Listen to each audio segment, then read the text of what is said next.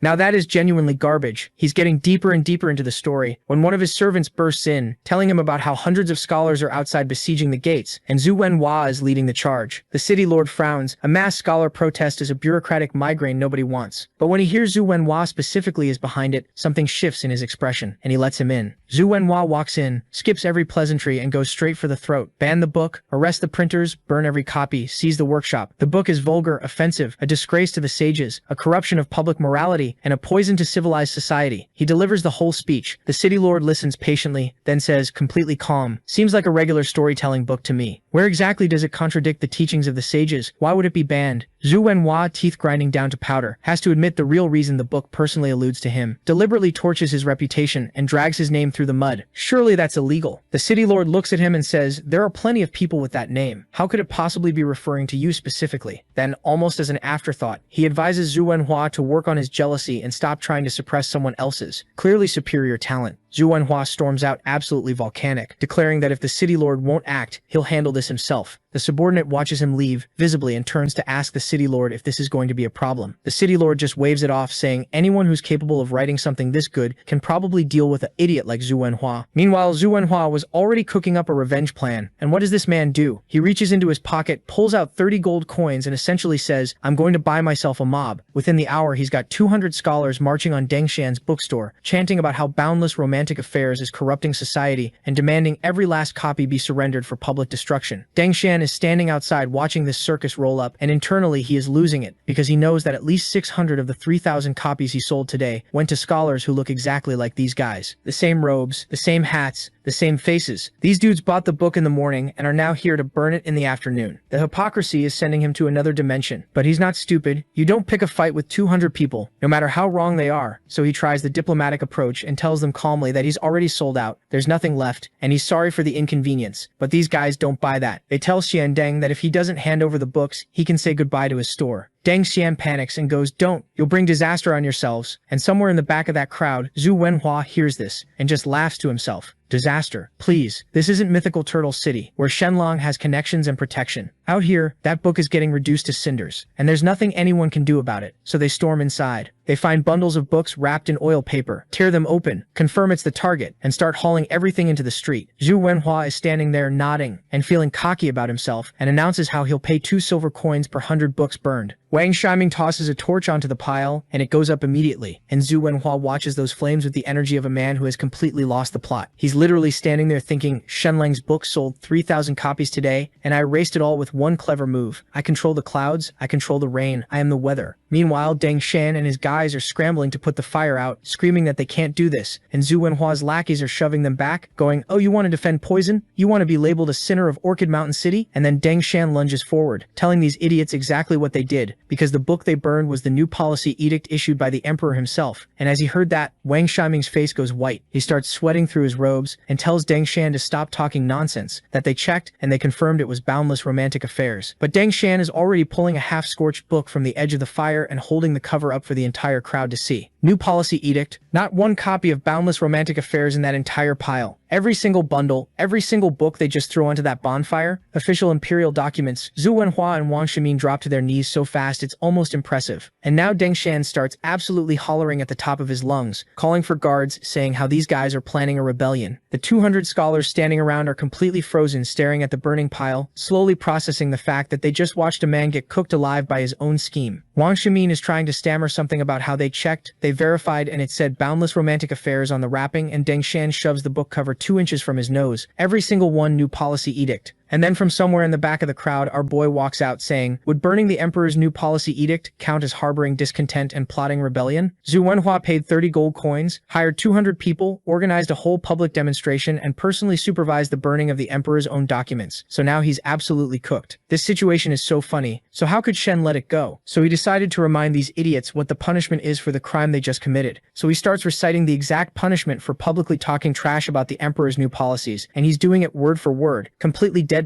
with the widest grin on his face. We're talking stripped of every rank and title, 30 cane strikes, and a one-way ticket to Southern Island. Now, if you know anything about these scholar types, their whole identity is built around their reputation and their fancy titles. So the second they hear stripped of ranks, every single one of them goes ghost white. And then comes the part about getting 30 cane strikes, and these soft, never worked a day in their lives hands start trembling. And then Southern Island, this mosquito-infested, monster-crawling dump at the edge of the map. And yeah, these dudes are completely cooked. Shen watches them fall apart in real time and just smiles to himself. That's when Wang Shiming decides he's going to try something, swinging at our boy, but he catches a cane straight to the hand, and Shen just goes, that's the official punishment. I've also got some personal ones saved up for people who came at me specifically. Meanwhile, Zhu Wenhua is quietly trying to casually moonwalk his way out of the whole situation. Shen clocks it immediately and shuts that down before the man gets 2 steps in. Then he turns to all the scholars Zhu Wenhua dragged into this mess and throws them a lifeline snitch on whoever put you up to this, and you walk free. One of them spins around and points straight at Zhu Wenhua before Shen even finishes the sentence. But right before things get really ugly, the Orchid Mountain City Lord rolls up asking what all the noise is about, except this guy had been hanging in the shadows the whole time, watching Shen run this entire play from beginning to end, and he is internally losing his mind over how clean the whole thing was. Shen wastes 0 time and dumps the whole book burning thing squarely on Zhu Wenhua. Zhu Wenhua's face goes full supervillain. You're lying, Shen Lang.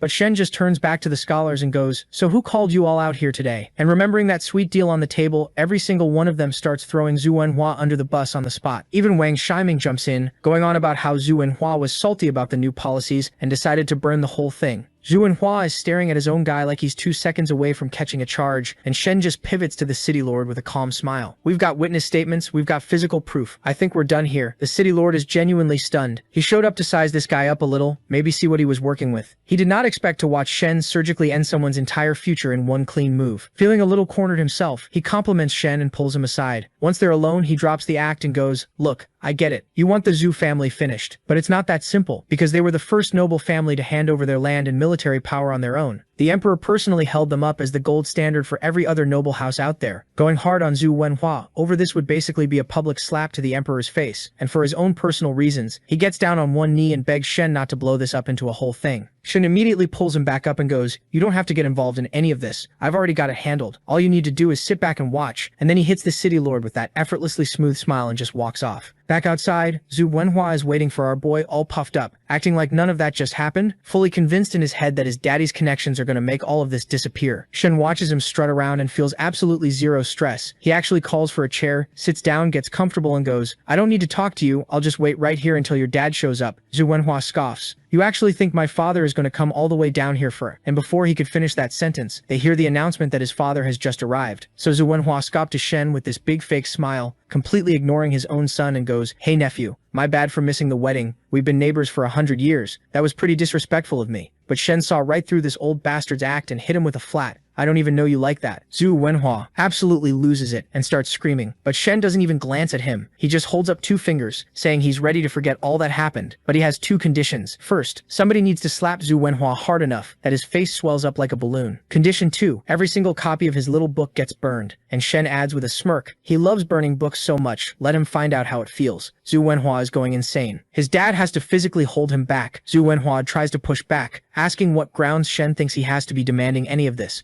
Shen just laughs and keeps it simple. Look, your family gave up its military power, so your sons need government careers to survive. And what I happen to be really good at is writing books that the whole country reads. It would be a real shame if my next one had some interesting stories about your family in it. Zhu Wenhua plays it cool at first, saying fake stories don't scare him, and his son's engagement with the Zhang Chong family is solid, no matter what. But Shen comes right back. Okay, sure, Zhang Chong might not care, but what about the Jin family? Your oldest son wants a military career. What happens when I write about both your families in my next book and everyone in the country is reading it and talking? That one hit different? Zhu Lanting's face goes pale on the spot. Seeing that the threat is working, Shen adds how he's planning to take this to the governor, even the emperor, since his son did burn a government document. It might not be a massive punishment, but it could still mess up his son's futures. Shen just shrugs, goes, alright, I'm heading home to write my complaint then, and starts walking. He gets maybe 3 seconds away before Zhu Lanting folds completely and calls him back. Fine, I agree. Then he turns around and just starts slapping the crap out of his son, until Zhu Wenhua's face is completely puffed up. Zhu Lanting then turns back, all calm, and goes, happy now? Shen goes, still need the books burned. They round up every single copy, over 6,000 of them. Shen hands the torch directly to Zhu Wenhua and goes, you're basically engaged now. You don't need this trash anymore. He burns it himself, and just to rub the salt on the wound, he orders Deng Shan to pour a barrel of oil on the book, and the entire thing goes up in one massive blaze. The bookstore owner nearby is standing there with tears streaming down his face, watching all that money turn to ash. Zhu Wenhua just stands there shaking. His readers, his whole reputation as this big literary figure in the city, his entire image, all of it going up in smoke right in front of him. So now that Shen's handled the whole Zhu Wenhua situation, he's ready to bounce, but this clown has the audacity to stop him, screaming about revenge, and our boy doesn't even flinch. He just looks at him dead in the eyes and goes, sure, come at me. You lost the first time, you'll lose the second time. But here's the beautiful side effect of all this chaos. The book blows up. Within 2 hours, 3,000 copies sell out in just one city. The drama was basically free marketing. Meanwhile, across town at the Shu mansion, Count Shu is pacing around, stressing about his daughter's engagement. He sent the invitation to the Jin family, but are they actually going to show? Chong Chong tells him to relax, saying how the governor is going to be there, and half the noble families in the province will be there, so who gives a damn about the Jin family? But the real conversation going on in their heads is way more sinister. See, that scheming rat Zhang has already mapped the whole thing out. The battle for Jinshan Island is going to absolutely wreck the Jin family, either wipe them out completely, or leave them so crippled that Zhang basically runs the entire province by default. And if he manages to take down 2 feudal lords in one move, governor might not be that far-fetched. These two are sitting there smug as hell, patting themselves on the back, thinking there's no way they'd make the same mistake Tian Heng did. This one's in the bag. Then the butler bursts through the door looking all stressed and panicked. Zhu tells him to calm down, but the man is not calming down. He's rambling about some book, how it's selling insane numbers all over the city, and how everyone's talking about it. The family head gives him the most unbothered look and goes, why would I care about a book? But the butler just shoves a copy into his hands anyway, so he opens it. And okay, first impression, he's actually impressed. The artwork is genuinely good, like legitimately talented stuff. He keeps flipping through, nodding along, and then he hits the illustrations. He stops, he stares, and then it clicks. The main character looks exactly like Xu Chanchan. Not kind of like her, not a passing resemblance. Every detail down to the last brushstroke. Xu Chan leans over to see what he's looking at, and she immediately bursts into tears. 8 years. 8 years of carefully crafting this image. The refined beauty, the talented noble daughter, the perfect fiancé. 8 years of reputation building. Gone. Shen torched all of it in a single afternoon, and apparently had a great time doing it. And it's not staying in the mansion. Outside the window, it's getting louder by the second. People passing the book around in the streets, pointing up at the Shu residence, going, wait, that's her. That's Xu Chanchan. The comments keep getting worse and worse until the stress just flatlines her, and she straight up faints. When she comes back around, she does what any desperate person would do. She picks the book back up, hoping to find something wrong with it. Some detail that's off, some inaccuracy she can point to, something she can use to call it a fabrication. She reads the whole thing and finds absolutely nothing. The writing's too clean, the details are too accurate. This thing is obviously going to be massive, and there is absolutely nothing she can do to stop it. She just sits there holding it, completely powerless, realizing that he dismantled her entire identity and published it for sale at a very reasonable price. So Zhang Jin comes crashing through the door, his face all screwed up, and before Qian Qian can say anything, he slaps her straight in the face, and then he starts complaining, asking her why she didn't kill him, Shen Lang, when she had the chance. But Xu Qian, this woman doesn't even blink. She just turns and looks at him with the coldest eyes you've ever seen and goes, so the moment things don't go your way, you hit your own fiancé? That's literally all you've got? And bro, the silence after that line could have swallowed the whole room whole. Because she's right, he knows she's right, and there is absolutely nothing he can say to that. So what does Zhang Jin do? He spins around and punches a hole in the wall. Qian Qian tells him to calm down, but Zhang Jin storms off, saying he's going to see daddy. Meanwhile, Zhang Chong, the actually dangerous one in this family, is just sitting there peacefully reading Shen Lang's book. Zhang Jin walks all red and angry. He didn't need to say a word because Zhang Chong already knew what he was here for. So before he could even let him get 2 sentences out, Zhang Chong asked, "You are here to ask me to ban the book, are you not?" But he told him not to go that way because everyone knows a banned book becomes a bestseller overnight. If you actually want to destroy Shen Lang, the man himself has to die, and the entire mythical turtle count's mansion has to be wiped completely off the map. Zhang Jin starts freaking out a little, asking what they're supposed to do while Shen Lang keeps dragging the family name, and Zhang Chong just waves that off like, reputation? Who cares? He answers to the emperor and nobody else. The goal is to destroy the Jin family and the century-old rivalry between them. Nothing else matters. Zhang Jin gets it, but just as he thinks the conversation is over, his dad casually goes, "Did you hit Shu Chan?" And Zhang Jin just freezes because how? How does this man know everything? Zhang Chong doesn't even raise his voice, though he just tells him to get it together and stop embarrassing himself. And as Zhang Jin walks out, the math is clicking in his head. His dad needs 100,000 gold coins for a promotion. The Shu family alliance is what makes that happen. So he needs to lock in, kill his emotions, and stay focused on the mission. Burn the Count's mansion to the ground. Back at the mythical Turtle Count's mansion, Shen Lang is literally over here adding names to his enemy wall, and instead of being stressed, he's being sarcastic about it, muttering about how he barely dealt with 1 guy and 2 more already popped up. Then Jin Mulan walks in with this big warm smile and tells him his enemies are her enemies too, and you can tell by the look on Shen Lang's face that this man is absolutely cooked for her. But there's no time to be cute right now, because tonight is Xu Qingqian's engagement banquet, and Shen Lang has already decided he's showing up and making it everyone's problem. Basically, whoever steps out of line gets handled on the spot. Simple as that.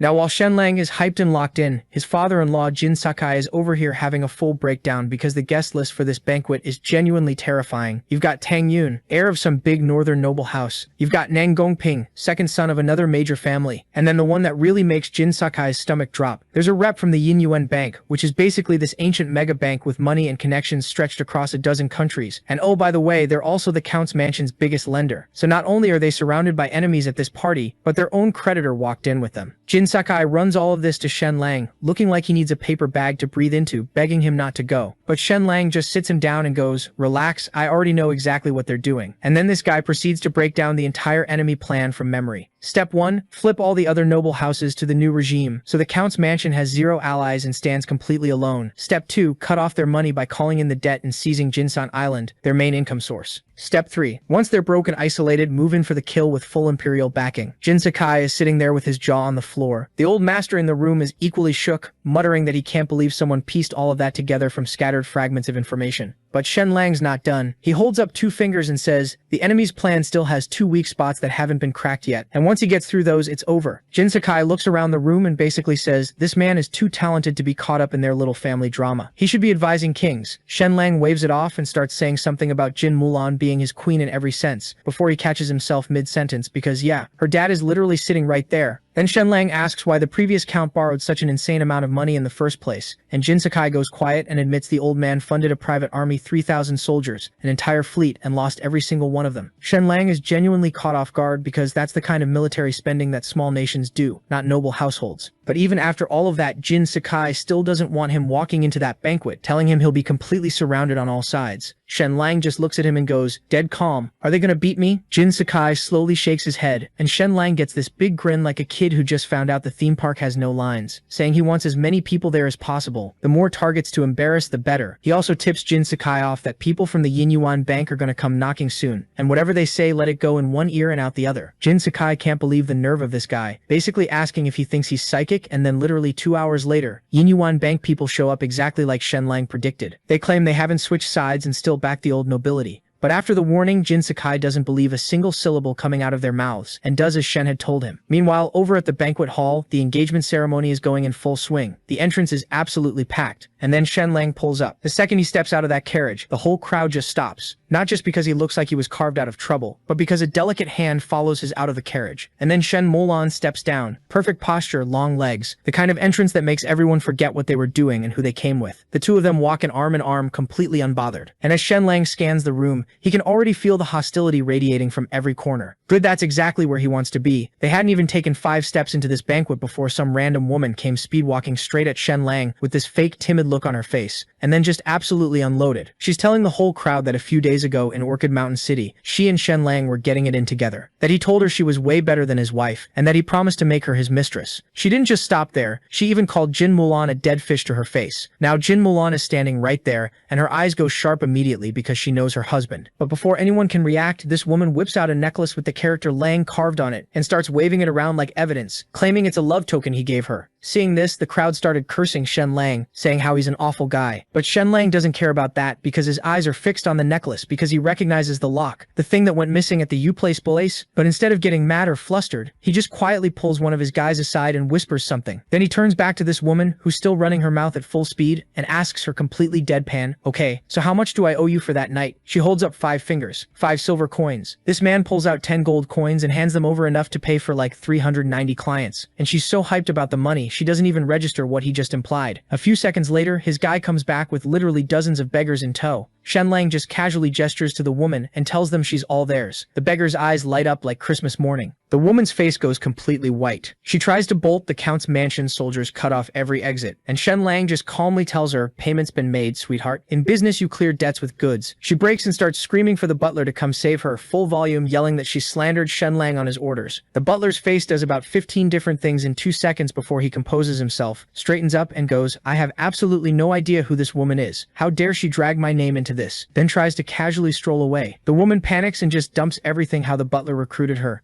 how he set the whole thing up, the full story, all of it. Shen Lang looks at her and goes, "So we never actually slept together, right?" She nods frantically, throwing the butler so far under the bus you can't even see him anymore. The butler is sweating bullets now, but he puffs his chest out, tells Shen Lang he has zero proof, there's nothing he can do, and turns around feeling real smug about himself. That's when Shen Lang completely switches gears and starts doing this whole dramatic performance, grabs Jin Mulan's arm, puts on his best scared face and goes, "My love, there are so many terrible people here tonight. I'm genuinely frightened. Can we just go home?" And Zhang Jin immediately starts panicking, because if Shen Lang walks out that door right now, his entire plan is cooked. So he rushes over with his fakest smile glued on and basically begs them to stay. Shen Lang points straight at the butler and goes, "That guy tried to set me up. Break his legs and I'll stay." Zhang Jin, without blinking even once, orders his men to do exactly that. Not even the head of the Shu family could pump the brakes. They snapped into action instantly. But then Shen Lang suddenly goes, "Wait, hold on," and picks up a wooden stick, looks Zhang Jin dead in the eyes. "I want to do it myself." He winds up, brings it down hard, and then both the butler and Shen Lang scream at the exact same time. The whole crowd is just standing there confused. Like, why is Shen Lang screaming? Turns out he swung so hard he threw his own back out. He's standing there grimacing, calling for Jin Molan to come rub his back, while the butler is on the ground ready to lose his mind. Jin Molan walks over and starts working on his lower back, and within seconds he's perfectly fine, looking completely unbothered while the butler gets dragged away. Round 1 to Shen Lang, and it wasn't even close. So the banquet gets going, and Shu Chen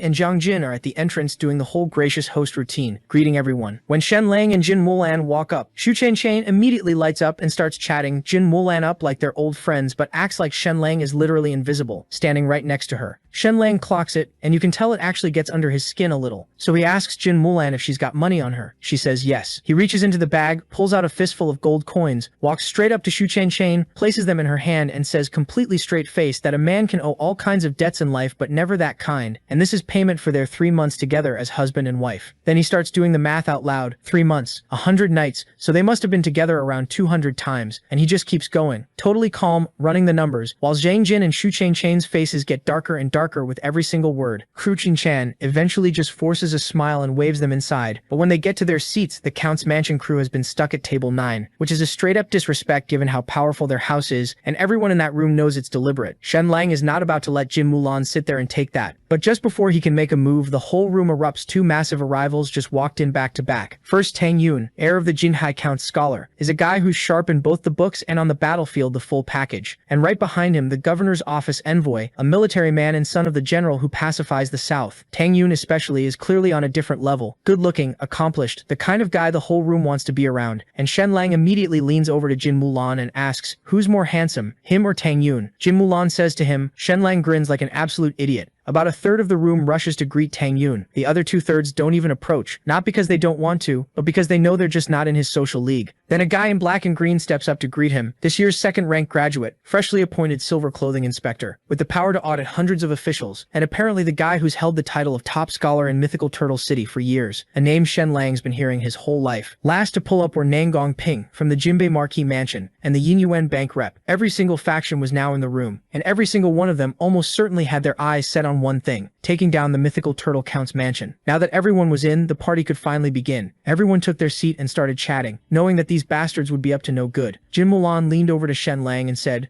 "So are we expecting round 2 tonight?" Shen writes a name on the table, Wang Lian. Seeing that name, Mulan frowns for a second and then asks if he's going to attack them next, and she barely gets the words out before the doors slam open like someone kicked them off the hinges. Shen Lang called it perfectly. Zhang Jin jumps up all smiles, going, "Wang Lian, brother, you're late. That's 3 penalty cups. But this man is not here for the small talk." Wang Lian walks straight through the crowd, locks eyes on Jin Mulan, and starts his act. "Have you forgotten 2 years ago, on a mid-autumn night, under the osmanthus tree, we pledged ourselves to each other for life. We swore under the moon to be husband and wife through every lifetime. I gave up the imperial examinations for you. I threw my entire future in the trash for you. And this is how you repay me? By marrying this worthless nobody." The whole banquet hall goes quiet. Jin Mulan looks genuinely blindsided for about half a second, and then the rage kicks in. She wanted to beat this bastard up. She's about to stand up and absolutely dismantle this man in front of everyone, when Shen Lang rests his hand on her arm, telling her not to lose her composure, and telling her that he'll take care of him and anyone else who has disrespected her. Meanwhile, the whole crowd's buzzing, and our boy is unbothered. He pulls out pen and paper and starts writing. Jin Mulan peeks over and goes, "What are you doing?" He looks up with a smile and says, "Making a list of everyone who dares to tarnish your name tonight. Every single one of them is going to regret being born into this world." Meanwhile, Wang Lian gets dragged off by Zhang Jin, who throws one last smug look over his shoulder at Shen Lang on his way out. "You may have no shame, but we've already dragged your wife through the mud. What exactly are you going to do about it?" Shen Lang doesn't even look up, just keeps writing. Then he pauses at one name. Jin Mulan follows his gaze across the room to a face she recognizes. "Isn't that the silver clothing inspector?" Shen Lang gives a small nod. "He's the third wave, and when he moves, he'll be going for the kill."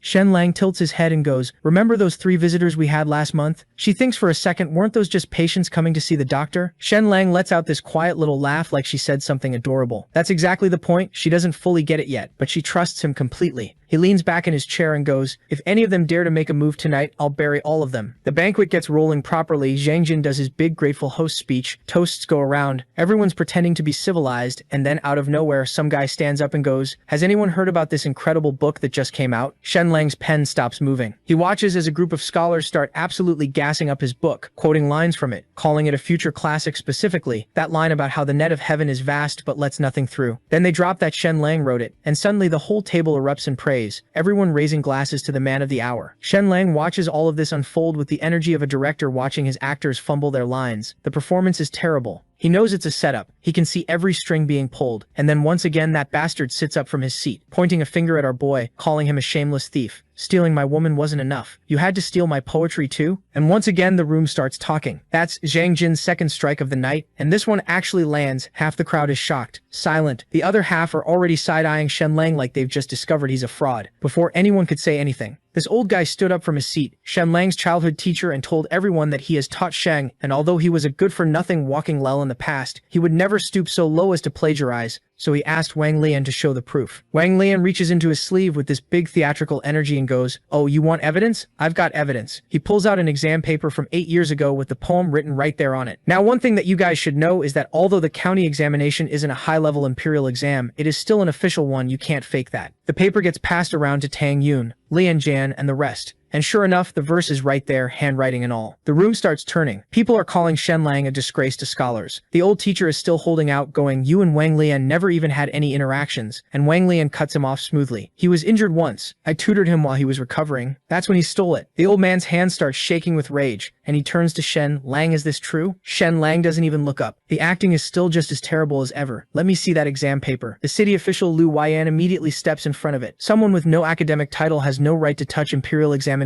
papers. He basically tells Shen Lang to stand back and look from a distance. Shen Lang just smirks. "You think I can't see it from here?" And then he uses his X-ray vision and reads the paper from across the room. Locks in, activates that big brain of his, and starts breaking it down. The paper is real, no question. The aging on it is real. Every character is authentic. But Wang Lian absolutely did not write this poem. Shen Lang figures it out fast. Those 16 characters in the poem, super common ones. Wang Lian found old samples of his own handwriting, cut out those specific characters, arranged them into the poem, then hired the most skilled calligrapher he could find to paste them seamlessly onto the original exam paper. The only way to fake aging on ink is to have the real paper underneath it. Man, this is stupid. These Chinese brain rots are getting out of control. Wang Lian jabs a finger at him and goes, "Here is your evidence. What do you have to say for yourself?" The old teacher looks at Shen Lang with genuine heartbreak on his his face and just calls him an animal. Shenlang looks back at both of them completely calm and goes, impressive. At your age, still coming out here to set traps. Then some woman in the crowd who genuinely doesn't believe Shenlang would plagiarize calls out for him to just write a better poem on the spot and prove himself. And all the scholars buy the idea real quick. Lian Jan sees his opening and steps forward. There are plenty of scholars here tonight. I'll set a topic. If your poem beats theirs, that at least proves you're not entirely a fraud. Seeing this, Shu Chan is internally beaming right now. The stage is packed wall to wall with Shenlang's enemies. Asking him to write poetry in front of this crowd is basically just organized humiliation. No matter what he does, he loses. Shenlang sets his teacup down slowly, then smiles and goes, "Why would I write a poem for you? What right do you have? What makes any of you think you can even be in the same conversation as me when it comes to poetry?" The scholars lose it immediately. "You don't even have a title. How dare you?" Shenlang cuts straight through the noise. "Is there even one imperial scholar in this room?" No one spoke because there was none. But he doesn't care because even if there was, so what? The best case scenario for any of you is you grind your whole life, maybe become a city lord, maybe crawl up the rank of count, and by the time you're old, your whole family throws a party like your ancestors won the lottery. Maybe one of you becomes a county magistrate at 50, and then what? What luxury are you actually living?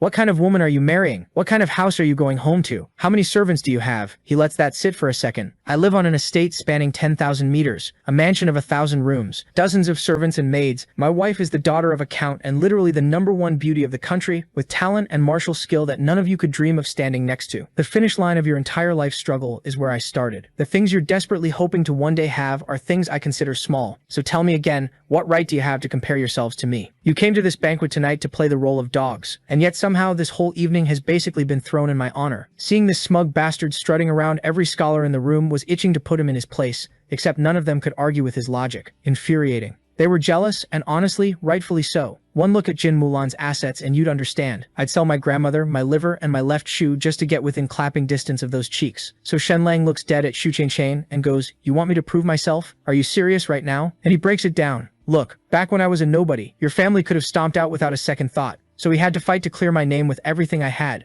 That made sense. But now you want me to whip out a poem on command like some performing monkey? Get out of here with that." Now, while all this is going down, Wang Lin is sitting there absolutely losing it on the inside, because this whole night was supposed to be his thing, his big moment, his victory lap. So he reaches for his wine to cope, and at that exact second, Jin Mulan, without so much as blinking, without making a sound, just casually flicks a pill into his cup. Nobody caught it. Nobody except Shenlong. He immediately clocks what just went down. That's the hallucinogenic stuff he cooked up earlier. Truth serum, basically. And Jin Mulan didn't go easy on the dose either. She put in enough to make sure this man physically cannot tell a single lie. Oh, and Wang Lin's already out here drowning his feelings in alcohol, which just makes the whole thing kick in faster and harder. This man just accidentally speedran his own destruction. So now Shenlong looks over at Wang Lin, who's still running his mouth, feeling himself riding this high of thinking he already won and just does nothing. Doesn't clap back, just nothing? Because in Shenlang's head, Wang Lin is already done. He's just a dead man who hasn't figured it out yet. The guy had the nerve to talk trash about his wife. There's a tab to settle, and Shenlang is a very patient man. Then Wang Lin mid-rant starts feeling it. Head gets foggy, the room starts looking off. Something is very wrong, but he can't put his finger on what. Shenlang smiles and goes, "Wang Lin, you've been setting me up this whole time, haven't you? Dragging my name through the mud?" And Wang Lin just cracks up laughing. Yeah, I have. I've been setting you up." The entire room goes dead silent. Nobody can even wrap their head around what they just heard. Shenlang keeps going. "Did I steal your poem?" And Wang Lin, grinning like an idiot, waves his hand. No. I never wrote that poem." Adding how he even thought the poem was short, but they were just way too good for him to come up with. Then Shenlang hits him with the big one. "So who put you up to this?" And Wang Lin just points straight at the city lord in front of everybody. Zhang Jin immediately realizes the night has gone completely off a cliff and signals his guys to drag Wang Lin out of there. But before anyone can move, Jin Mulan drops her sword on the table, steps in front of Wang Lin, and with the coldest look you've ever seen goes, "Let him finish." So Wang Lin, completely cooked and feeling untouchable, keeps going. And I mean, he keeps going, starts spilling about his affair with the city lord's own side piece, then starts roasting his bedroom struggles in front of the whole room. This man had zero chill left. The city lord is shaking with rage at this point, face probably 3 different shades of red. Then Shenlang picks up the exam paper and asks Wang Lin to walk him through exactly how his poem ended up on it. And Wang Lin, proud as hell, lays out the whole thing himself. Dug up his old handwriting samples, cut out the characters, hired some guy to stitch it all together, the whole operation. Then looks at Shenlang like, "Pretty smart, right? Bet you never would have figured it out." Shenlang, "But why though? Why go through all of this? And here's where it gets genuinely interesting. Wang Lin's eyes go red and he just dumps everything. Jin Mulan was supposed to be his. The whole plan was to marry into the Count's family, wait for the old Count to kick the bucket, push Jin Mulan out of the picture and take everything. The whole estate, all of it. That was the dream. And Shen Lang showing up and swooping Jin Mulan completely torched that plan, so here we are. And then, because apparently the potion said no secrets tonight, he just blurts out that Zhang Jin has something nasty lined up for Shen Lang. Something big. You're done soon. Then spins around to Jin Mulan in the same breath and goes, after you ditch Shen Lang, marry me. Now that this idiot has spilled his guts out, she turns and goes, does anyone have any questions? After seeing his plan go down the drain, Zhang Jin immediately goes into damage control mode. Meanwhile, Liu passes on his judgment, strips Wang Lin's title, slaps him with a 20 gold fine, and then turns to Shen Lang all smooth. Good enough? Shen Lang says yes, out loud. In his head, he's already planning something. Wang Lin is absolutely not going to enjoy. 20 gold for all of that? Please, this bastard is going to hell for disrespecting my wife. Shen Lang had already decided Wang Lin's ending was going to be very, very public and very, very humiliating. And right on cue, as Wang Lin gets walked out, a crew of men in black snatches him up. Shen Lang turns back to the room and goes, you guys wanted me to write a poem earlier. I didn't want to do it because I thought that none of you guys were any match for me. Seeing this, everyone is shocked. Did that cocky bastard become humble? But nope, because in the next breath he goes,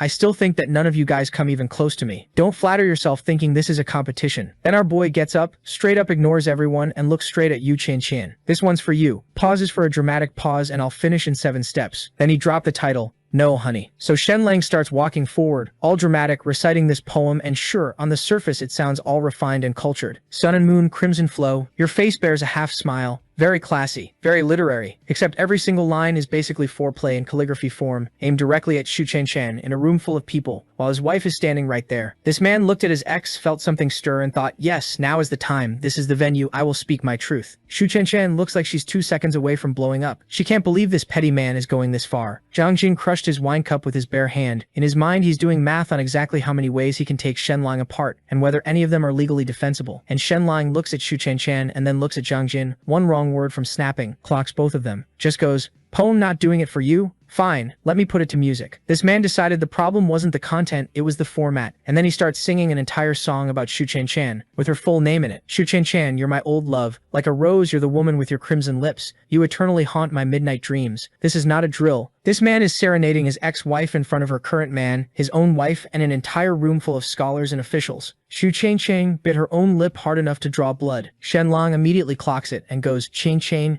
your upper lip is bleeding. What's wrong? Did you not like my singing? Should I switch to another song? Zhang Jin is now walking toward him with genuine murder in his eyes. Shen Lang smoothly sidesteps behind Jin Mulan and goes, wife, it seems nobody here appreciates my artistry. Let's go home. And Jin Mulan, completely deadpan, nods and goes, my dear, I really enjoyed your singing. Sing for me at home. But then Li Wenjing steps forward and goes, Shen Lang, you cannot leave. And Shen Lang already knew this was coming. He'd been waiting for it actually. Because Li Wenjing then announces to the whole room, what's most pathetic is a man who doesn't realize he's already walking toward his own death, then points at Shen Lang and shouts that his act of treason has been discovered, and orders the guards to shackle him and drag him to the capital. Soldiers flood in from everywhere. Now here's the thing, Shen Lang is not panicking at all. He's smiling, because this is exactly the trap he laid, and it just triggered perfectly. He looks at Li Wenjing and goes, you chose to be someone else's blade. Enjoy what comes next. And when exactly did I ever plot rebellion? Don't throw accusations without proof. So Li Wenjing calls for ink and paper, pulls out Shen Lang's poem, specifically circles a few characters from Boundless Romantic Affairs. Characters that look completely innocent on their own. But when you read them backwards, heavenly punishment for Prince Jin. As those words left his mouth, the entire room started talking. They couldn't believe that there was such a hidden message in the poem that he recited out loud at the banquet. This is apparently an open declaration of rebellion against Prince Jin himself, who, and this is where the lore drops, turns out to be the original crown prince of Southern Ouyang, adopted son and son-in-law of the current king. 20 years ago, the king of Southern Ouyang led the vanguard in a massive battle against the Shamu tribes and died in combat. And the current king was so moved he adopted his 9-year-old son as his own. So this man is basically a prince, and Shen Lang just called for heavenly punishment on him in a poem, in public, on purpose.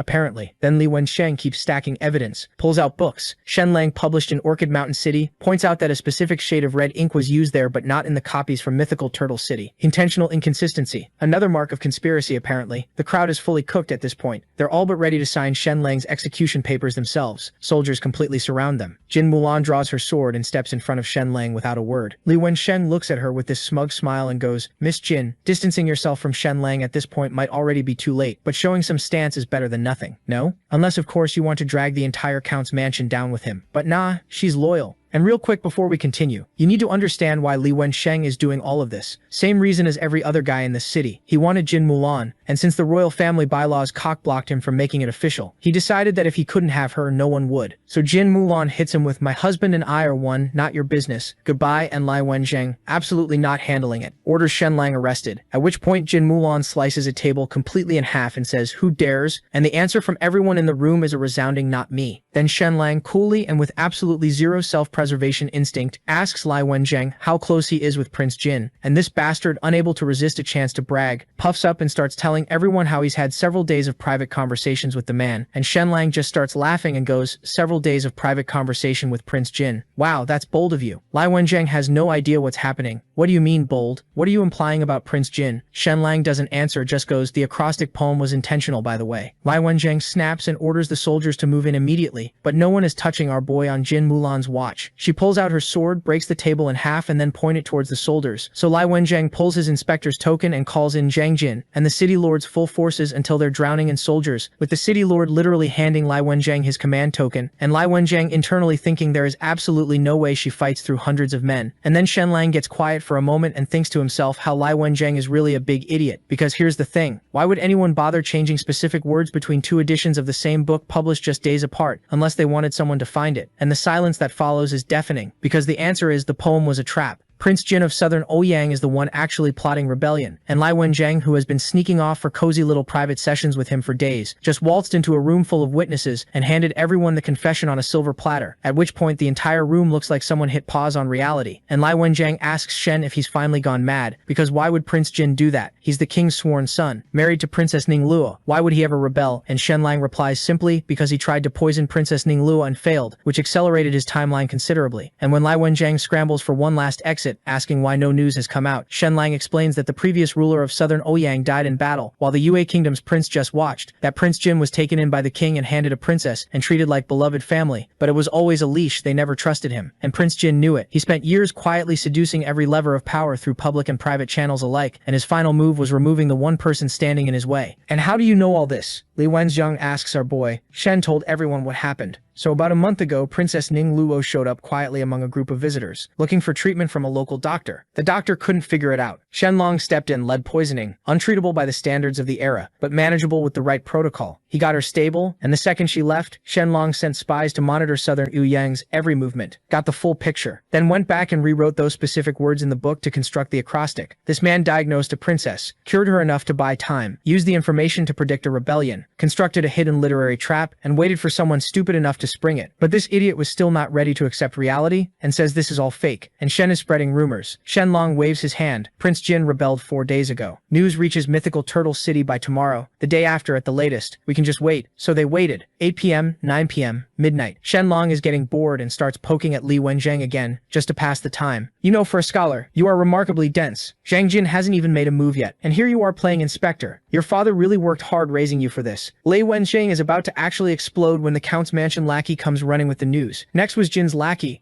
and soon enough the city lord's lackey confirms it. And lastly, the Count's lackey walks in with the same news. Multiple sources, same news. It's real. Now that the news has been confirmed, our boy turns to Li Wensheng and goes, "Your little confession about those cozy private sessions with Prince Jin? Wrote it all down. Father-in-law's filing the full report. You can go ahead and sit with that." And Li Wensheng, who came into this evening expecting to win, collapses on the spot, foaming at the mouth, completely finished. At which point Shenlang turns to the rest of the room with his arms spread wide and says, "Anyone else?" But no one dared. He then strolls over to Zhang Jin, produces a special limited edition copy of Boundless Romantic Affairs, hands it over as an engagement gift, and adds almost gently, "Don't look down on her for being second-hand. She's a good girl. Cherish her." Which causes Xu Changsheng to absolutely dissolve into tears, and somehow Zhang Jin holds himself together long enough to say, "Thank you for the gift, Brother Shen. Sorry about the terrible hospitality tonight." Shen Lang surveys the room one final time. "Any other traps? Anyone?" He's available, he can wait, and is met with pure dead silence from everyone who hates him and can do absolutely nothing about it. So he nods, takes Jin Mulan's hand, and walks out. Once he was out, everyone finally relaxed, but then the doors opened again and Shen Lang's head popped out. He's almost disappointed that none of these idiots tried anything. So we cut to the Jin mansion, where Mommy Jin and the whole crew are already outside waiting to welcome Shen Lang back. Word had already spread about how he absolutely owned the engagement party, and Mama Jin's baby basically doing a happy dance inside, thinking her daughter hit the jackpot marrying this guy. Then Jin Milan shuffles over, clearly dying to ask something but too awkward to spit it out. Shenlang reads the room instantly and goes, "Let me guess, you want to know if anyone at the party mentioned you as the co-author of Boundless Romantic Affairs, right?" Jin Melange nods like a puppy. Shenlang looks him dead in the eye and says, "Nope. Not once." Jim Kong immediately breaks down crying, wailing about how he suffered too and deserves some credit. But literally nobody cares. Everyone's too busy fawning over Shenlang to even glance in his direction. On the walk back, Shenlang turns to his father-in-law and says, "Shame we couldn't drag Zhang Chong into the mess tonight." Jin Sakai waves it off, telling him Zhang Chong is no joke. Even he wouldn't bet on himself against that guy. He tells Shenlang he did great to go rest, and that he'll handle what comes next. Shenlang smiles, immediately clocking that his father-in-law is planning to use Prince Jin's rebellion drama as leverage to go toe-to-toe with the Emperor himself. Cut to the next afternoon. Wang Lian wakes up in his uncle's secret hideout, totally disoriented, shoulder aching and with a feeling that he's forgetting something. Then it hits him. Oh right, Shenlang was supposed to be finished. He starts laughing to himself, already mentally counting the money and power coming his way, now that the Count's mansion is toast. Then the door opens and Shenlang walks in. Wang Lian looks like he's seen a ghost. "How are you here? Why aren't you dead?"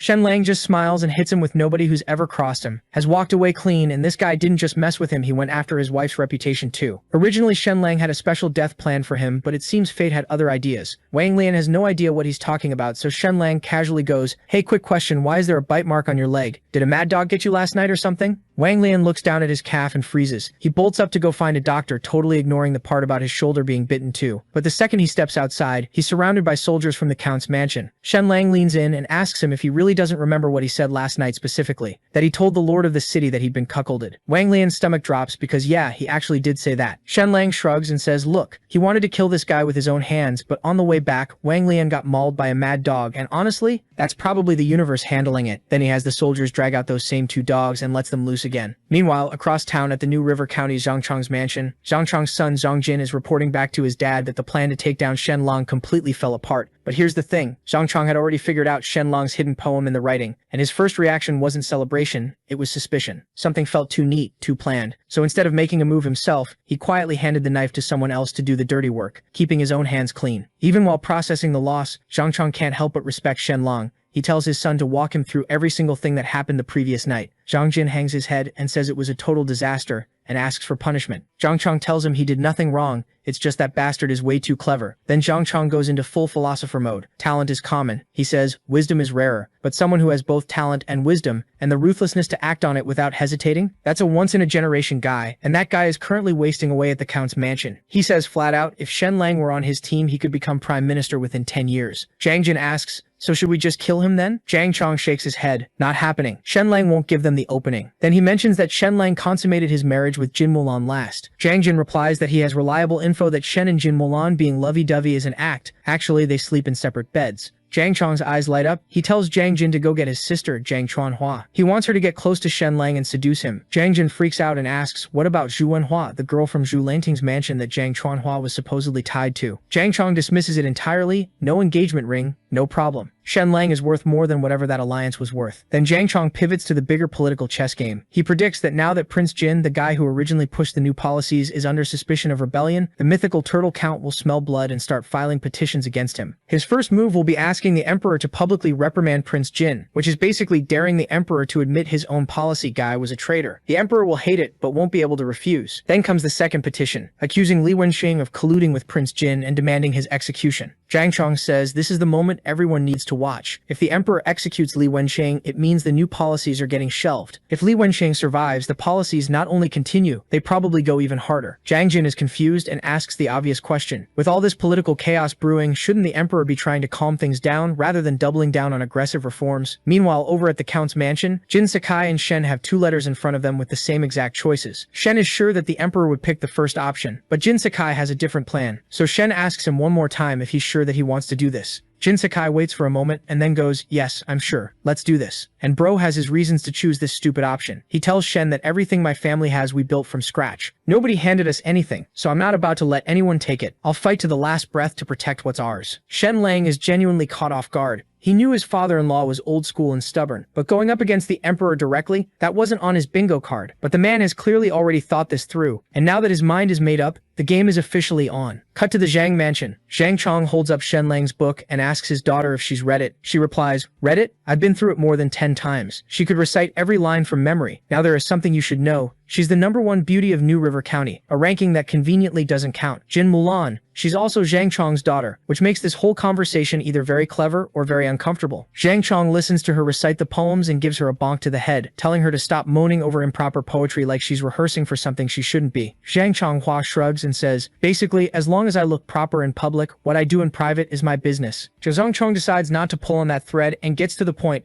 Has she heard of Shen Lang? The man behind the words making her flush. She sighs like someone who's already been seduced and says she's had feelings for him through his writing for ages. Zhang Chong nods and lays out the mission. Get close to Shen Lang. Get very close if necessary. Pull him to their side. Oh, and one more thing. He and Jin Mulan haven't actually consummated their marriage yet. Zhang Chonghua's eyes light up like she's just been handed the keys to something. She basically says, "So I'm off the hook from that dull arrangement I was dreading, and I get to pursue a man I've already been fantasizing about? Don't say another word, I'm already halfway there." She's practically glowing. Zhang Chong tells her not to let a single opportunity slip through her fingers. Zhang Chonghua smiles slowly and tells him, "Dad, you're good at playing politics, but the art of persuasion, that's always been my strongest skill. I'll handle this one personally." Meanwhile, our boy was finally enjoying some well-deserved peace, which was its own kind of danger. Because an idle Shen Lang with nothing to do and too much imagination is a hazard to everyone around him, and the two of them were busy enjoying each other's company in ways best left unspecified, when a servant knocked and ruined everything by announcing that Zhang Chonghua, Zhang Chong's daughter, had come for a visit. Shen Lang's face went white on the spot, and when he spun around, he found Jin Mulan already wearing that slow, knowing smile that meant she was going to enjoy every second of his suffering, so he immediately launched into full damage control. "Baby, I swear I have never touched a Zhang Chunhua in my life. I don't even know what she looks like. I am completely and entirely." At which point Jin Mulan sweetly cut in to mention that she was only the #1 beauty of New River County, which Shen Lang immediately dismissed as gossip, marketing, and total fiction, leaving Jin Mulan cautiously hopeful for half a second before he ruined it by declaring that his title of #1 most handsome man in the entire known world, now that was legitimate and hard-earned. Jin Mulan had no words. Shen Lang, undeterred, smoothly pivoted to tell her that when a man has a wife whose waist alone is enough to make him lose his mind among considerably other things, what exactly would he be looking elsewhere for? Which sent Jin Mulan's face straight to scarlet, and before he could keep going, she pressed her hand over his mouth to shut him up, which backfired immediately when he turned it into an opportunity to kiss her palm, leaving her heart doing something embarrassing before she cleared her throat, composed herself, and said they should just go meet this so-called beauty already. And Shen Lang, already 3 steps ahead, knew exactly what Zhang Chong was trying to pull with this little visit. He found it almost funny, like the man has Jin Mulan at home. What could possibly tempt him? Then he actually sees Zhang Chunhua, and his brain just quietly submits its resignation. Meanwhile, Zhang Chunhua sees him and suddenly becomes very aware of her own heartbeat, which is unprofessional of her but understandable. Meanwhile, Jin Mulan is already ready to commit violence. But then Zhang Chunhua grabs her hand, calls her sister, brings her perfume that smells like a seduction scene, and heaps so much praise on her it's basically a full-body massage, and Jin Mulan's still side-eyeing her so hard she can see her own spine. "Why are you here? Specifically to see my husband." And Zhang Chunhua just goes, "Oh, the servant misunderstood. I said both of you. Anyway, here's this incredibly sensual perfume. Enjoy. I love you. Bye." Then she spends the entire visit pointedly ignoring Shen Lang, who is sitting there like a man who got dressed up and wasn't let in, genuinely confused about why he's not being seduced right now,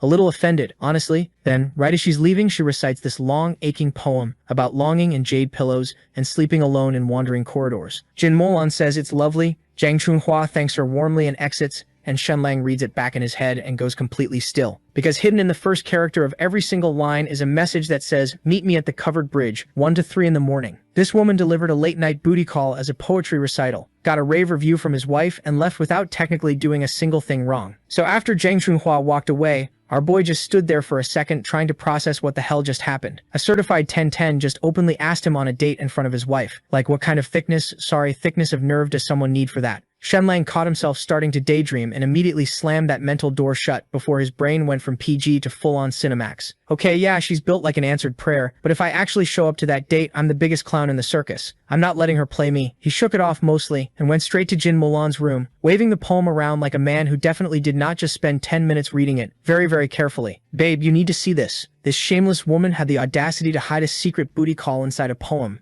A poem, babe. She tried to seduce me with literature. Then he glanced at Jin Mulan's desk and felt his entire soul exit through his rear end. The poem was already sitting right there. She'd already found it. She already knew everything. Seeing this, his blood ran cold. Other things ran too, but we won't discuss that. Shenlang pulled himself together, rearranging his face into his most trustworthy. I've never once thought about anything inappropriate expression. See this? This is me, your loyal and faithful husband, personally hand-delivering evidence of a woman trying to corrupt my very pure and untainted soul. Jin Mulan raised an eyebrow so slowly it had its own dramatic soundtrack. If you weren't even slightly tempted, why'd you write the whole poem down from memory? And how exactly did you spot the hidden message? Unless you were reading that thing so close your nose was practically in it. Shenlang opened his mouth, closed it, opened it again. Nothing came out except the faint sound of a man drowning on dry land. He looked like someone who'd accidentally opened an incognito tab on the family computer and forgotten to close it before movie night. Then Jin Mulan smiled, leaned over and kissed him on the cheek. You're lucky, you're one of the good ones. Meanwhile, back at the Zhang family mansion, one of the maids was confused. Didn't you invite young Master Shenlang to the covered bridge? Why are you still here? Zhang Shenhua just smiled. He's not coming. Then, why invite him at all? To test him.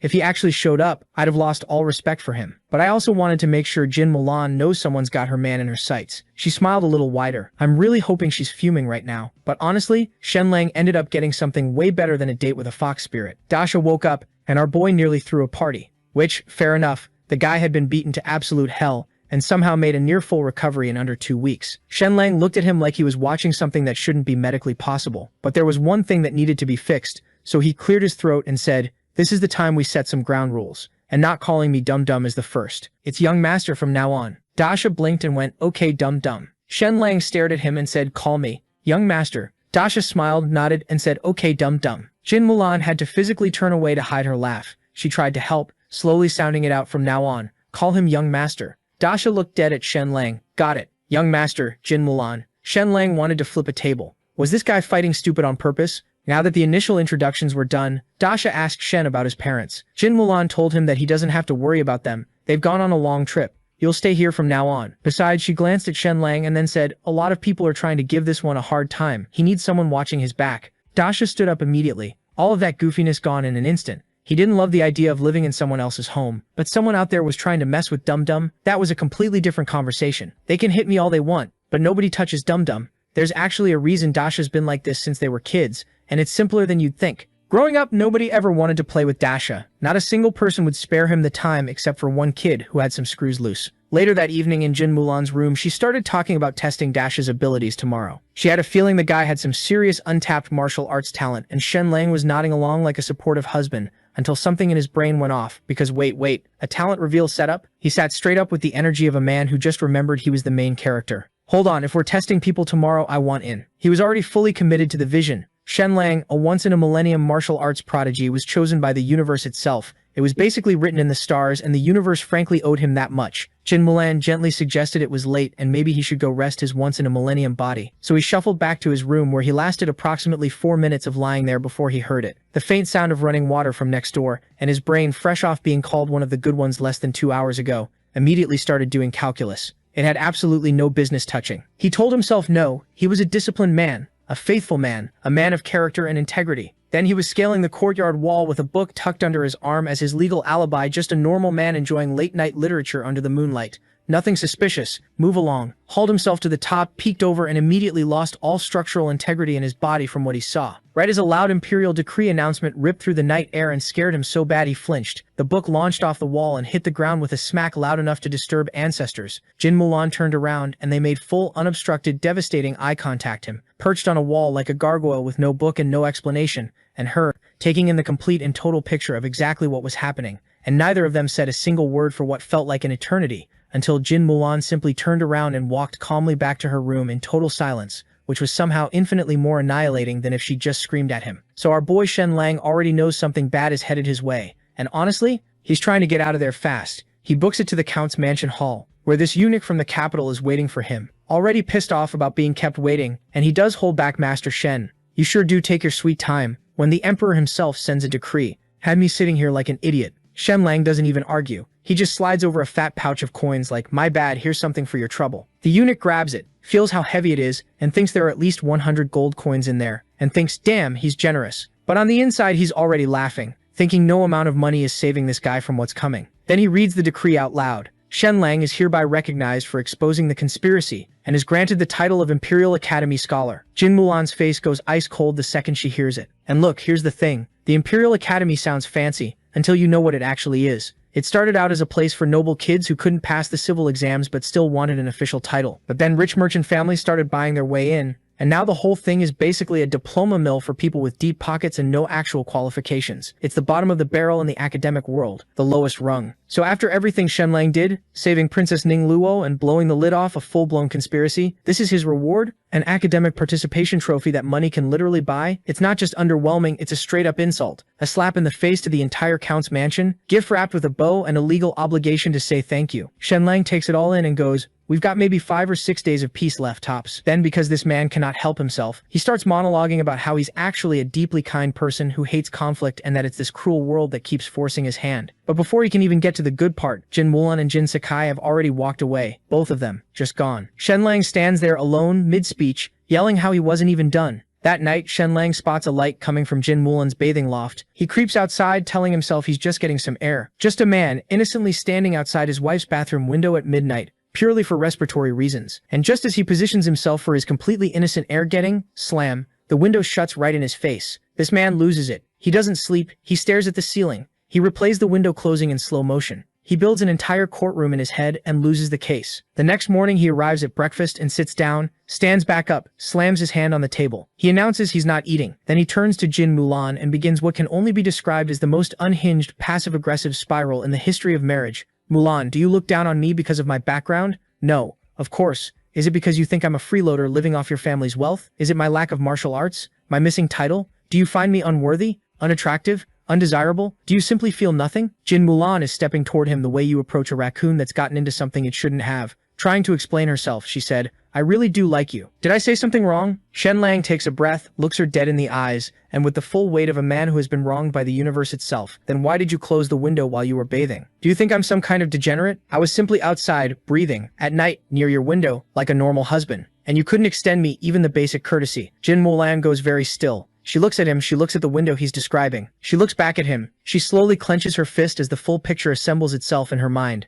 This man, this absolute man, watched her close a window and somehow made himself the victim, has been up all night, constructing an elaborate emotional breakdown because he did not get to peep on his own wife, and is now demanding an apology for it. So this bastard got what he deserved, not so long after the residents of Jin Mansion got to enjoy his screams. Later that day, the results of Dasha's bone examination come back, and they are wild. One of the top 6 martial arts masters in the entire kingdom confirms it. Dasha is a once-in-a-century prodigy, a talent even above Jin Mulan's, but time. Shen Lang sees an opportunity, and immediately asks the master to assess him too. "Great master, while you're at it, am I perhaps a once-in-a-millennium genius?" The master stares at him for a long, uncomfortable moment. He genuinely cannot bring himself to say the truth out loud. So he goes with you. "You're really something, even I cannot see through you." Shen Lang takes this as a yes and starts laughing. The master just stares into the middle distance, questioning his career choices. Riding this high, Shen Lang marches up to Jin Mulan and tells her that he wants to start training martial arts. She's actually thrilled until he explains his real reason to us, which is pure revenge. He's planning to get strong enough to pay her back 100 times over for every beating. To her face though, completely different story. "My only goal in training is to protect my beloved wife, and of course my dear in-laws." Jin Mulan melts a little. "That's sweet. Do you have any specific goals in mind?" Shen Lang stares off dramatically into the distance. "Just half an hour a day. Nothing extreme. Give me a year and I'll be able to defeat a certain very powerful enemy."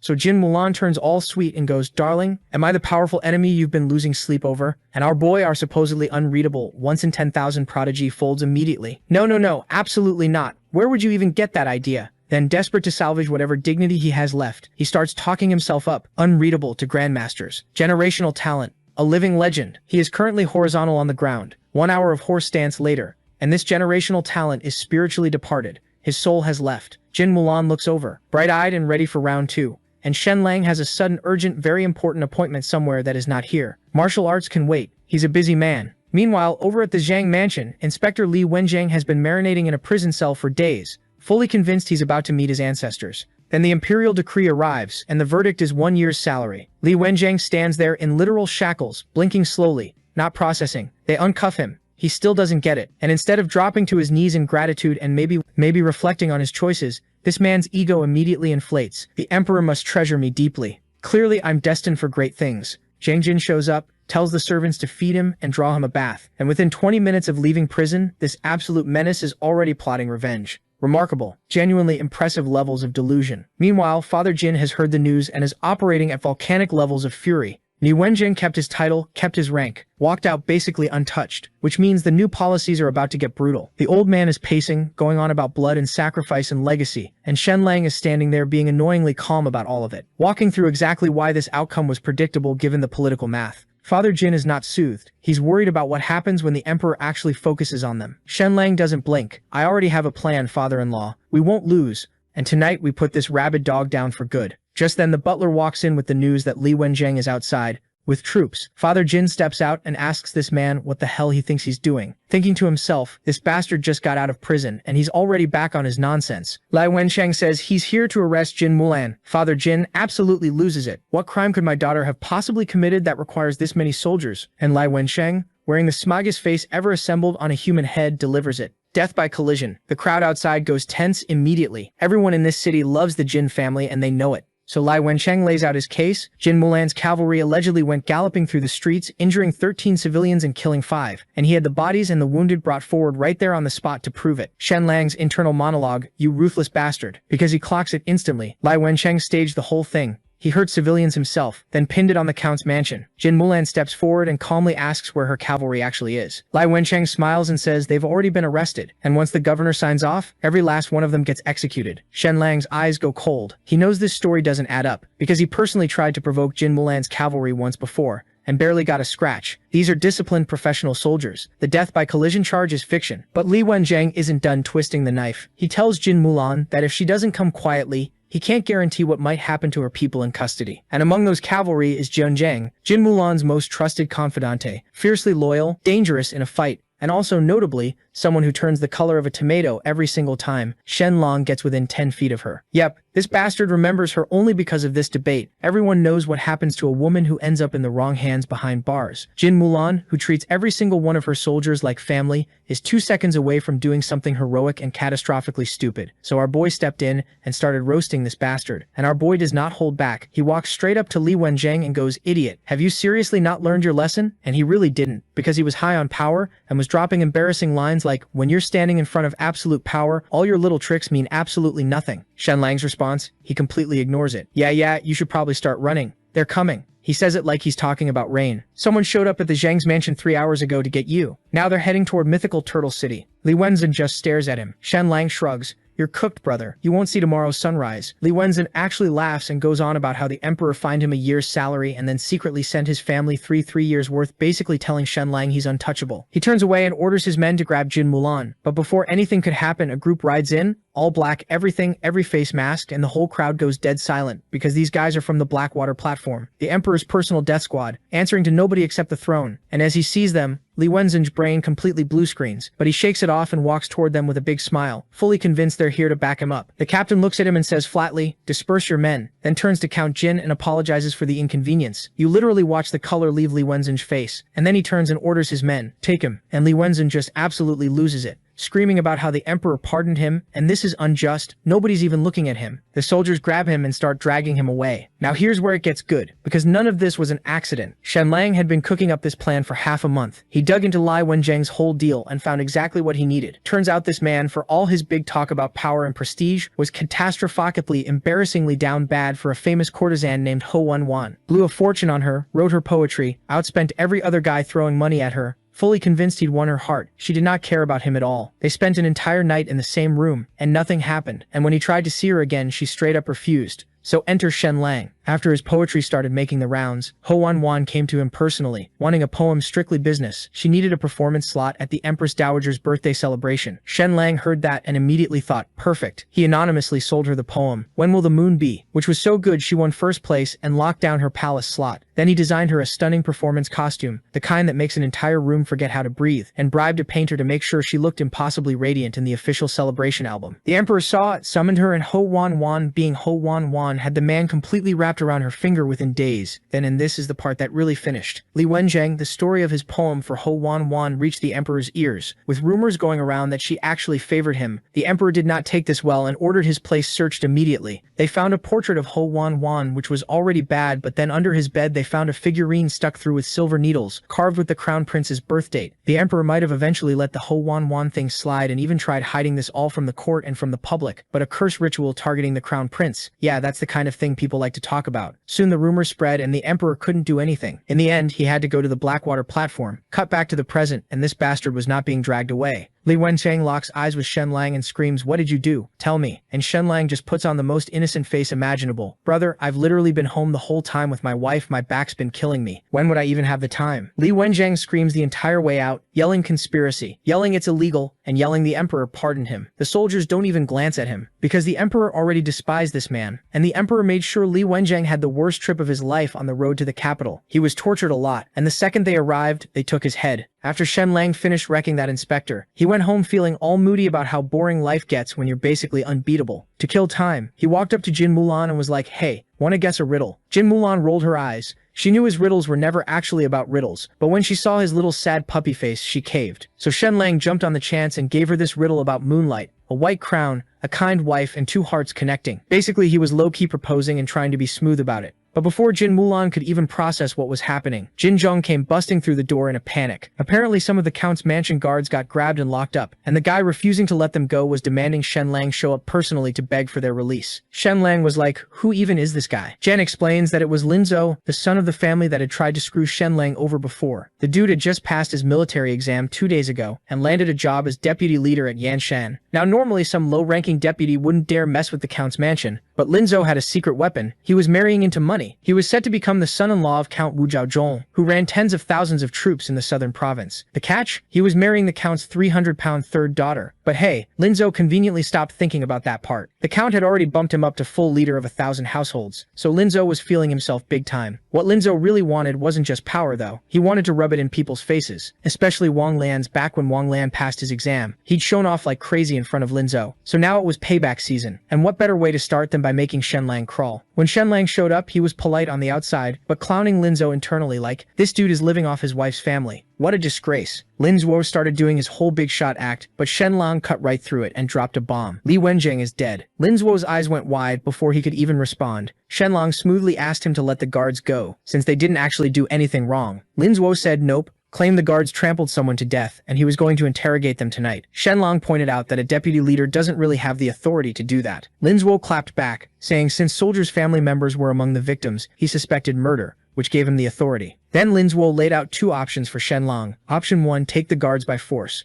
But that would look like rebellion, giving the king an excuse to come after the Count's mansion. Option 2, Shen Lang publicly bows and apologizes to Lin Zhou. Because back when Lin Zhou's old man Tian Heng died, Lin Zhou had to hide in the capital out of shame, and he never forgot that embarrassment. He wanted Shen Lang to feel it too. Shen Lang had already figured out his move though. He kept his cool and said, "Alright, give me till tomorrow. Let me think about it." Lin Zhou agreed, thinking Shen Lang was stuck with no way out, and already imagining the humiliation. Walking away, Shen Lang put the pieces together. The king Count of Jinggan and the Count's mansion's old enemy, so he suspected that these bastards are teaming up against him, an ambush from every angle, but Shen Lang, totally unbothered. He already knew exactly how to handle it. Meanwhile, across town, Wang Lan, the guy Lin Zhou had been missing so much, was actually still alive. Shen Lang hadn't let him get torn apart, but the rabies was making him miserable. The only thing keeping him going was Shen Lang's painkillers. So when Wang Lan saw Shen Lang, he ran to him, not to fight, but to beg for the meds. All that hate he used to have for Shen Lang, gone, completely gone. Shen Lang said, "Sure, you can have the painkillers, but do me one favor first." Wang Lan immediately said yes without even asking what it was. Shen Lang smiled and said, "Your buddy Lin Zhou is back in town and dying to see you. Go give him a surprise, get a little drunk tonight, and if you happen to bite him on the neck and pass out together, well, that's just what happens when old friends reunite, right?" Cut to hours later, and now we are in front of Lin Zhu's room. Shen is filling in the details of his plan for Wang Lan and reminding him that he's free to walk away, but if he does, he won't get the painkillers. Meanwhile, Lin Zhu was with his dad, and his dad was tense because this idiot was messing with the wrong guy, but he told him to relax, saying, "The Lin family's about to to make it big. Don't even stress about Shen Lang. I got it handled. His dad believed every word, proud as ever. They were heading back inside when suddenly there was a commotion at the gate. A servant ran up saying some guy claiming to be Lin Zhu's close friend was trying to force his way in. Lin Zhu heard Wang Lan yelling and immediately said, "Let him through." This was exactly what he needed to make his big comeback feel complete. When he saw Wang Lan looking like a total mess, Lin Zhu felt amazing. This dude used to show off in front of him constantly. So Lin Zhu put on his concerned friend act, helped him up, and was like, "Bro, what happened to you? We're family. Why are you bowing to me like that?" Wang Lian went full actor mode, spilling a whole dramatic story about how he'd messed around with City Lord Li Huayan's concubine and now Li Huayan wanted him dead, so he needed Lin Zhuo's protection. Lin Zhuo first acted surprised, then offered Wang Lian a job working directly under him. Wang Lian immediately called him master, and Lin Zhuo nearly floated off the ground. Nothing felt better than having someone who used to be on top now kneeling at your feet, so Lin Zhuo threw a welcome dinner. Wang Lian hadn't forgotten what Shen Lang told him to do. He waited until Lin Zhuo was good and tipsy, then pretended to pass out. Then Wang Lian crept over, pulled Lin Zhuo's collar open, and bit him on the neck. The next morning, Lin Zhuo woke up and found Wang Lian in his bed. He freaked out completely. He was demanding answers when completely unaware Shen Lang had already quietly sent someone from the Yanshan household to tip off Lin Zhuo's family. When the family showed up at the quarters, they walked right into the scene between Lin Zhuo and Wang Lian. The old man nearly had a heart attack. Lang Zhuo was still trying to stammer out, "It's a misunderstanding," when Shen Lang walked in, going, my eyes, I'm basically a child. How am I supposed to unsee this?" Lang Zhuo didn't even have time to deal with Shen Lang because the family elder Wu Jiayin was already in his face, going, "Lang Zhuo, have you no shame?" Lang Zhuo shoved Wang Lian away, frantically got dressed and dropped to his knees, swearing he was set up. Then Wang Lian completely flipped the script, pointing at Lang Zhuo and going, "Sir, please, stand up for me. I came because he kept sending people to find me. I thought it was important. But this animal drugged me," and then, before Wu Jiayin could even react, Shen Lang stepped forward doing his best fake noble voice. "Wang Lian, even though you're my enemy, I am a man of justice. I can't just watch this happen. I'll personally provide guards to escort you to the governor's office to file a complaint." By now, Lang Zhuo knew 100% this was all Shen Lang's doing. Of course Shen Lang played innocent. "I only came today to give you my answer from yesterday. I had no idea I'd walk into this. Brother Wang Lian, let's go file that complaint." But the old man told him to stop. Shen Lang turned around. "What?" Without wasting any time, he asked our boy, "What does he want?" and then said, "Some of my men are here. The ones you locked up for no reason. I want my men back." Wu Jiayin told Lin Zhuo to release the soldiers. Lin Zhuo was absolutely seething but had no choice. Once all the guards were free, Shen Lang twisted the knife one more time. "Oh, and I'm taking Wang Lian with me too. I'm worried you might try to silence him." And just like that, he walked out with Wang Lian in tow. But Shen Lang wasn't done with Lin Zhuo, not even close. He had bigger things planned. Meanwhile, Wu Jiayin, the family elder, started putting things together. He noticed Wang Lian seemed weirdly sensitive to light and clocked the bite mark on Lin Zhuo's neck. Being Wu Jiajuan's older brother, he knew things. He started demanding triple the original payment from Lin Zhuo while cooking up cover stories, and all this time his eyes kept drifting back to that wound on Lin Zhuo's neck. Back at the Count's mansion, Shen Lang strolled in and gave Jin Sakai a thumbs up. Mission done. Guards rescued. Everyone home safe. Jin Sakai was thrilled but couldn't help feeling a little bummed comparing Shen Lang to his own useless son. Then Shen Lang brought up something that was bugging him. "Hey, that Wu Jiayin guy seems a little off to me."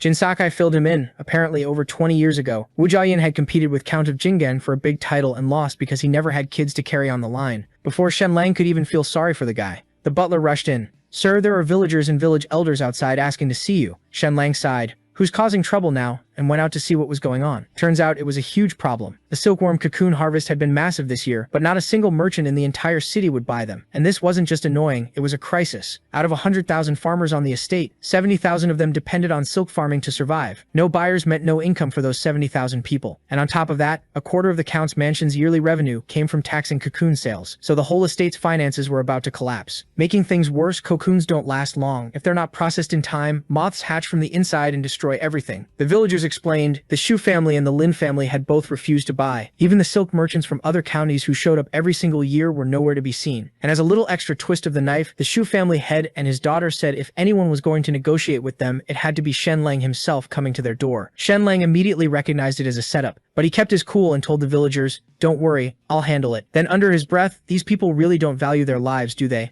I just finished wrecking Lin Zhu, and now the Shu family wants to try me." An hour later, Shen Lang showed up at the Shu residence and went straight to the point. "So you actually had the nerve to come at me again?" Here's what had happened. The Shu family had previously used a recipe Shen Lang made for golden silk, presented it to the crown prince, and got a royal seal of approval out of it. Now they wanted more. Their deal: hand over the recipes for purple and rainbow dyes, and they'd buy the cocoons but only at half price. They also made it real clear that they weren't bluffing, warning Shen Lang that the entire southern province had agreed not to buy the cocoons. Basically, they had him cornered. They gave him 3 days to decide, But nah, Shen Lang wasn't about to let these people push him around. He basically laughed in their faces, told them they were absolutely delusional if they thought he'd bend over for that, and walked out. Back at the Count's mansion though, he dropped the whole tense act and was just vibing, playing chess with Jin Mulan, who was getting absolutely destroyed by the way, and like the absolute fool he was, he decided to poke the sleeping dragon and started teasing her about it. So naturally she went straight for the jugular. So she said sweetly, tilting her head, "What exactly were you doing last night?" Shen Lang broke into a full sweat instantly. "Nothing, just teaching Bing how to read." Jin Mulan stared at him with the flattest expression known to mankind. "Teaching? With your arms around her, with mouth to mouth." She let that sit for a second. "And didn't I also hear you running your mouth about how we're a couple with zero action? Something about how if things kept going this way, Bing's kid would already be a few months old by now?" Shen Lang, operating at peak shamelessness, immediately tried to throw Bing completely under the bus. "My lady, I swear on everything she came onto me. You know I'm a man of deep principles and iron self-control." Jin Mulan was already walking toward him, fist clenched, done entertaining a single syllable of that nonsense. A moment later, screams were bouncing off every wall in the mansion. So the 3 days Shu Chen had given him were nearly up, 1 day left on the clock. Fresh rumors were spreading across the territory daily, each one juicier than the last. Shen Lang had tried sliding into the Lin family's silk business as a backup option, but after the whole Lin Zhou mess, they weren't touching him. They actually ran straight to the Shu family to spill everything. Don't fall for it, don't let him get in. And Shu Chen, she was savoring every single moment, already fantasizing about Shen Lang showing up at her door, head low, ready to beg. The image was practically keeping her warm at night. Sure enough, with time expiring and the cocoons on the verge of going bad, the desperate villagers came back to the mansion with nowhere else to turn. Shen Lang looked every single one of them in the eye and said, "Whatever humiliating conditions the Shu family wants to put me through, I'll take every last one, as long as you all have food on the table and coins in your pockets." The villagers were genuinely wrecked by that, bowing, thanking him, some barely holding it together. So Shen Lang walked into the Shu residence and laid the purple and rainbow dye formulas right on the table. Shu Chen was barely keeping herself from cackling out loud. She'd finally had him right where she wanted him, pinned down with nowhere to squirm. But of course she kept pushing. "That's not enough," she said. "You're also going to apologize for everything you put me through." Shen Lang, without so much as blinking, Chan, I was wrong. Truly deeply wrong. Please, for the sake of what we once had between us, let this go." But she still wasn't satisfied. She wanted him to burn every copy of Boundless Romantic Affairs too. Every last one. Shen Lang tried to negotiate, "I'll burn it publicly. But you buy the cocoons at full price." Shu Chen goes 60%. "That's my offer. Take it or walk away with nothing." She crossed her arms. "And you burn it here, at our place. I want to watch you do it myself. I want to see your face while it happens, up close, with absolutely no way out." Cut to a few moments later. Outside, our boy was keeping his end of the promise. He personally lit thousands of copies of his own book on fire, right in front of her. The Shu family started buying the cocoons at only 60% of the price, which had the farmers basically crying as they sold. And Shu Chen only bought the first 300,000 pounds, then announced to everyone, "Don't worry, we'll buy the rest too. We just need to work out a few more things with Shen Lang first." She was planning to drag this out and squeeze every bit of humiliation she could from him. Then the Shu workshop started running at full speed, boiling water, extracting silk and cranking up the temperature past 45 torts C everywhere, including the storage rooms. Then out of nowhere the cocoons caught fire. They tried everything to put it out, couldn't. The whole place burned to the ground. Over at the Count's mansion tower, Shen Lang was watching the fire glow in the distance, with the biggest smile on his face. The night before the Shu family started buying, he'd quietly stuffed white phosphorus into some of the cocoons. White phosphorus ignites at anything above 40 tergrus. Mix those into a silk workshop running at 45 tergrus, and yeah, the result was inevitable. While explaining the whole white phosphorus thing to Jin Mulan afterward, Shen Lang also managed to sneak in a kiss on her cheek. Big wins all around. The dye formulas, the apology, burning the book, all of it was just a distraction. The real play had already been set in motion. The Shu family head had been at a banquet literally celebrating how they'd gotten the Count's mansion's cocoons for dirt cheap, when Shu Chen spotted something weird in the distance. Fire, in the direction of their workshop. She tried to tell herself it wasn't possible, but then servants came sprinting in.